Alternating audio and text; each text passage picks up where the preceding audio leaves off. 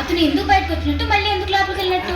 కొవ్వెక్కి బంతి బంతి తను ఎక్సర్సైజ్ చేసుకోవాలంటే లోపలికి చేసుకోమని చెప్పు. అంతేగాని నా ఫ్రెండ్స్ వచ్చినప్పుడు ఇలా ఎగ్జిబిషన్ పెట్టొద్దని చెప్పు. కొంచెం స్ట్రాంగ్ గా చెప్పమంటారా? బాగా. ఇంకా మీరు రిలాక్స్ అయిపోయి నేను చూసుకుంటాను.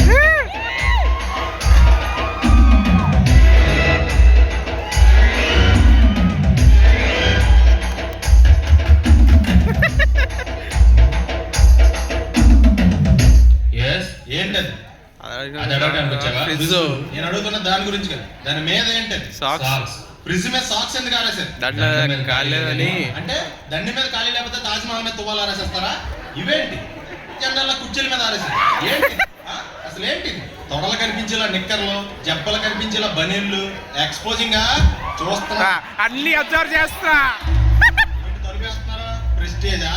ఈ జాగ్రత్త ముందుండాలి. ఏంటి ముందుండాలి.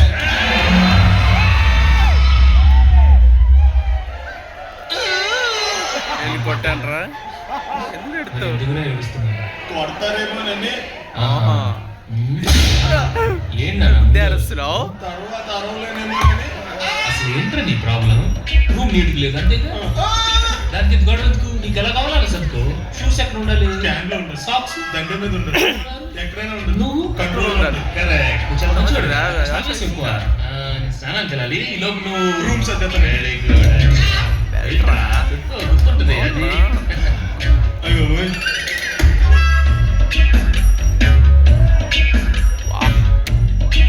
Good good.